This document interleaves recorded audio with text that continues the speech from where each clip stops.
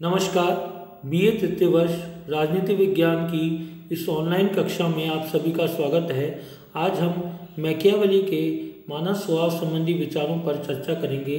Machiavelli के समस्त राजनीतिक दर्शन मानव स्वभाव संबंधी उसकी धारणा के इर्द गिर्द ही घूमता है और मानव संबंधी उसकी धारणा तत्कालीन इटालियन समाज के नैतिक पतन से प्रभावित थी, जहां उसने अपनी पुस्तक डिस्कोर्स ऑफ लिविंग में मनुष्य को सद्गुणी माना, वहीं अपनी पुस्तक प्रिंस में मनुष्य को निकृष्ट और अनैतिक माना। उसने प्रिंस में लिखा कि मनुष्य स्वभावतः स्वार्थी, अहंकारी, कपटी, लालची, धोखेबाज, कृतघ्न, अहंकारी होता है।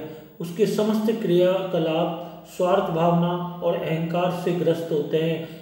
न केवल व्यक्तिगत जीवन वरन राजनीतिक जीवन, सामाजिक जीवन, आर्थिक जीवन, हर जगह मनुष्य हमेशा स्वार्थवाद की इस प्रवृत्ति से ही प्रेरित होता है। मनुष्य में अपने हितों की पूर्ति करने की महत्वाकांक्षा बलवती होती है। उसमें वो इच्छाओं का भंडार है और इच्छाओं की ये प्रवृत्ति ही उसे धन और शक्ति ग्रहण करने की ओर प्रेरित करती है। इसी कारण वो धन और प्रभुत्व के संग्रहण पर बल देता है। स्वार्थ, धन, तरस, सत्ता की कामना में वह महत्वाकांक्षी बन जाता है। महत्वाकांक्षा उसे ईर्ष्यालु में बनाता है। वो सदैव स्वयं का हित चाहता है और दूसरों का बुरा चाहता है। वो दूसरों की भलाई से चिढ़ने वाला होता है। वो मिथ्यावादी, डरपोक, स्वार्थ लुप्त होता है। वो एक पशु के समान होता है जिसमें अंतर्निहित अच्छाई नाम मात्र की होती है। भय, शक्ति, अभिमान और स्वार्थ यही उसकी प्रेरक शक्तियाँ हैं। वो किसी व्यक्ति के साथ जब तक ही रहेगा जब तक दूसरा व्यक्ति शक्तिशाली या संपन्न होगा। जब तक वो व्यक्ति प्रभावशाली होगा तब तक तो व्यक्ति दिखावा करेगा कि वो उसके लिए अपना तन, मन, धन, रक्त, परिवार या स्वयं का भी बलिदान दे सकता है।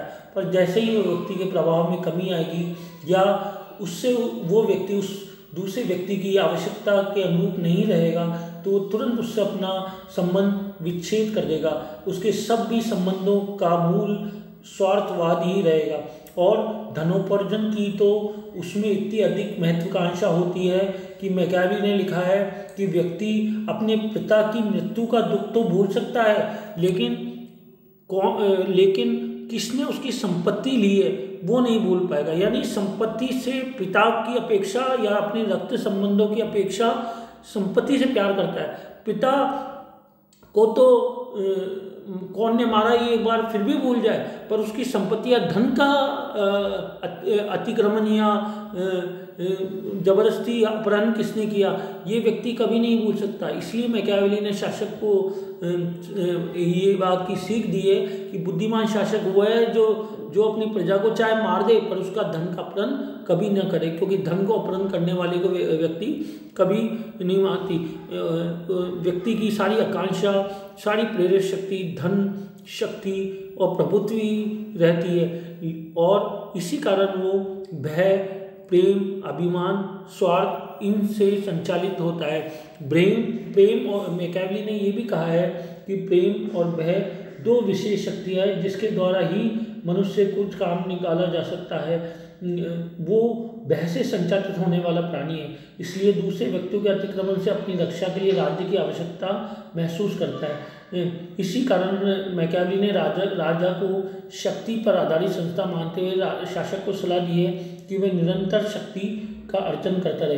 क्योंकि मैकियावेली ने अपनी पुस्तक प्रिंस में शासक को निरंकुश मनने के लिए क्यों कहा है, उसने शासक को साम दाम धर्म में वेद की नीति का पालन करने के लिए क्यों कहा है, उसने शासक को दोहरी नैतिकता के सिद्धांतों का अनुसरण करने के लिए क्यों कहा है, उसने शासक को स्वार्थी बनने के लिए क्यों कहा है, क्योंकि मानव प्रकृति से परिचित था। वो जानता था कि मानव तो स्वार्थी होता है, वो कृतज्ञ होता है, वो किसी के एहसान को नहीं मानता, वो तो सदैव अपने स्वार्थ से प्रेरित होता है।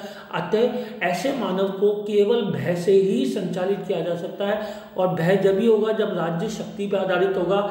इसलिए उसने राजा को कहा है कि निरंतर शक्तिशाली बना रहे, निरंतर शक्तिशाली हो, क्योंकि वो शक्ति के द्वारा ही इस तरह के नैतिक रूप से पतित व्यक्ति पर नियंत्रण कर सकता है, क्योंकि जो मानव सब दुर्गुणों से युक्त है वो उस मानव पर शासन वही शासक कर सकता है जो लोमड़ी की तरह चालाक और शेर की तरह शक्तिशाली हो, जो शक्ति, धोखा और पक्षपात लेकर चले, जो दोहरी नैतिकता लेकर चले, वही मनुष्य ऐसे दुर्गुणों से युक्त निकृष्ट अनैतिक व्यक्ति पर नियंत्रण कर सकता है और राज्य में व्यवस्था बन सकती है।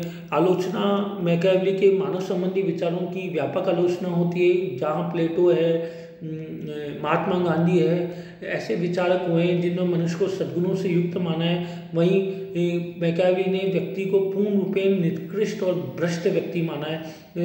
इस तरह आलोचक उसके मानव संबंधी उसकी धारणा को एक पक्षीय, व्यक्तिगत, निराशावादी कहते हैं।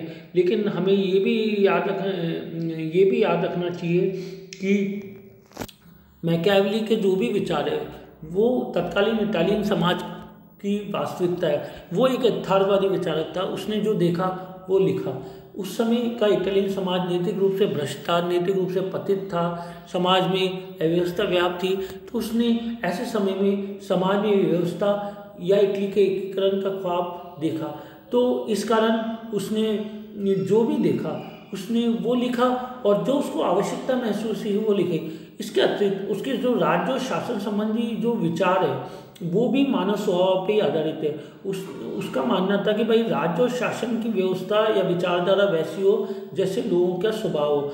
स्विट्जरलैंड या जर्मनी देश जैसे देश जहाँ लोगों में सामाजिक सरोकार है, जहाँ लोगों में राष्ट्र के प्रति समर्पण है, जहाँ लोगों में नैतिकता है, जहाँ लोग सद्गुणी है, वहाँ के लिए तो गणतंत्र शासन भी श्रेष्ठ है। यानी उसने शासन व्यवस्था के रूप में तो गणतंत्र को ही श्रेष्ठ माना, पर ऐसी जगह जहाँ नागरिक सद्गुणी हो। लेकिन ऐसे इटली जैसे देशों में जहाँ समाज का नैतिक पतन हो चुका था, लोग कृतज्ञ, अहंकारी, भ्रष्टाचारी, स्वार्थी हो, जहाँ लोग धनोपार्जन की ऐसी वृत्ति रखते हो कि वो अपने पिता के हत्यारे को भूल जाए पर धन चुराने वाले को नहीं भूले, वहाँ पर शासक को प्रजावत्सल नहीं बल्कि ऐसा होना चाहिए जो साम दान दंड भेद छल कपट किसी भी के द्वारा राष्ट्र की रक्षा करे और राष्ट्र में व्यवस्था बनाए रखे। लेकिन उसने ये भी कहा है कि व्यक्ति की दुर्बलताओं को ध्यान रखते हुए उसको व्यक्ति की संपत्ति का अपहरण नहीं करना चाहिए। उसने कहा है कि बुद्धिमान शासक वही है जो व्यक्ति की हत्या कर दे पर उसकी संपत्ति को नहीं ले। मानव स्वभाव की इटली के तत्कालीन मानव स्वभाव की दुर्बलताओं को ध्यान में रखते हुए उसने ये बोला है कि राजा में शेर का सास और लोमड़ी की चालाकी हो।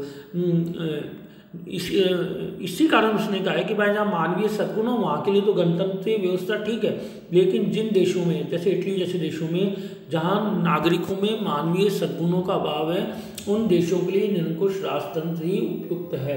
इटली के तत्कालीन नागरिकों में मानवीय सद्गुणों का नितांत अभाव था, इसके लिए इटली में निरंकुश राज्य की ही राजतंत्र ही आवश्यक है जो इटली में व्यवस्था स्थापित करे, जो राष्ट्र की विदेशी आक्रमण से रक्षा करे, जो समाज में एक ऑर्डर स्थापित करे। ये तो उसकी जैसे मैंने पहले भी कहा है कि उसके विचारों की बहुत आलोचना है, उसको एकांकी, उसके मानव संबंधी धारणा को एकांकी बोला है। उसने केवल मानव की कमजोरियाँ देखी है, जबकि मानव में तो अच्छाई बुराई दोनों पहलू पाए जाते हैं। उसमें स्वार्थ भी होता है तो उसमें परोपकार भी होता है। उसने जो वो विचार दिए वो केवल इटली के समाज के लिए फिर भी प्रासंगिक मान सकते हैं, उसको सार्वभौम रूप से स्वीकार नहीं किया जा सकता, क्योंकि इटली के निवासी यदि स्वभाव से बुरे हैं तो पूरे विश्व के नागरिक भी स्वभाव से बुरे होंगे। तो ये बात करना अतिशयोक्ति होगी। मानव संबंधी सभी धारणा देश काल और परिस्थितियों के आधार पर निर्धारित होती है। तो मैकियावेली की जो धारणा है ना वो एकांकी, अतार्किक, अवैज्ञानिक, सीमित और संकुचित है। उसने इटली के भ्रष्ट समाज को केंद्र में रख के संपूर्ण मानव प्रकृति का जो अध्ययन किया है वो उचित नहीं है। लेकिन हमें ये भी देखना चाहिए कि मैकियावेली ने जो देखा वो लिखा। तो ये बात सही है कि उसके विचार एकांकी थे, लेकिन वो एक यथार्थवादी विचारक था और जो उसने आवश्यकता अनुभव की उस आवश्यकता अनुरूप ही उसने चिंतन किया और मनुष्य का जो स्वभाव का उसने चित्रण किया, उसी के आधार पर उसने राजकला का सिद्धांत दिया और उसी के आधार पर उसने अपनी राजनीति संबंधी धारणा दी। उसी के आधार पर उसने राजनीति का नैतिकता और धर्म से पृथक्करण की बात कही, तो हम ये कह सकते हैं कि एकांकी और वैज्ञानिक होने के बावजूद भी उसके विचार यथार्थवादी थे। उसने जो देखा वो लिखा, और उसकी जो समस्त राजनीतिक चिंतन है मानव प्रकृति संबंधी उसकी धारणा पर ही आधारित है। धन्यवाद। इस संबंध में आपके जो भी प्रश्न है आप पूछ सकते हैं। एक बड़ी दुख की बात है कि आप में से अधिकांश लोग वीडियो को पूरे मनोयोग से नहीं देखते, जो कि एक बड़ी चिंता और अफसोस की बात है, क्योंकि जिस मनोयोग से हम वीडियो तैयार करते हैं आपसे भी अपेक्षा की जाती है कि आप भी उसी मनोयोग से उसमें रुचि लेंगे। धन्यवाद। जय हिंद।